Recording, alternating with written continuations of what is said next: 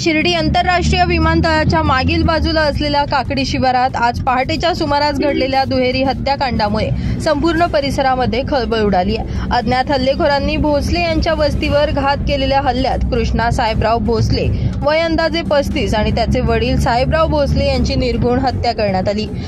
या हल्ल्यात सारखाबाई भोसले या गंभीर जखमी झाल्या असून त्यांच्यावर प्रवरा ग्रामीण रुग्णालय लोणी या ठिकाणी उपचार सुरू आहेत। हल्लेखोरांनी घरात प्रवेश करत अचानक हल्ला केला।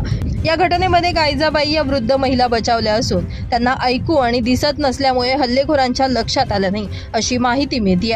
घटनेची माहिती सकाळी डेअरी चालकाच्या संशयावरून समोर आली। सकाळी नेहमीप्रमाणे दूध घेण्यासाठी कोणीच न आल्यानं डेअरी चालकानं शेजारील शेतकऱ्यांशी संपर्क साधला। यावेळी शेतकऱ्यानं भोसले यांच्या घरी जाऊन पाहणी केल्यावर ही धक्कादायक घटना समोर आली। घटनास्थळी मोठा पोलीस बंदोबस्त तैनात करण्यात आला असून वरिष्ठ पोलीस अधिकाऱ्यांनी घटनास्थळी भेट देत तपासाला गती दिली आहे। आरोपी दुचाकीवरून फरार झाल्याची प्राथमिक माहिती असून खुनाचं नेमकं कारण अद्याप स्पष्ट झालं नाहीये। पोलिसांकडून परिसरात कसून शोध मोहीम सुरू असून या घटनेनं परिसरात भीतीचं वातावरण निर्माण झालंय। हे जे कुटुंब आहे हे शेतकरी पार्श्वभूमीचे आहे आणि तसेच त्यांचे दुधाचा देखील व्यवसाय होता आणि प्रामुख्याने शेती आणि पशुपालन। कशी ही घटना उघडकीस आली, काय माहिती मिळाली त्याबद्दल?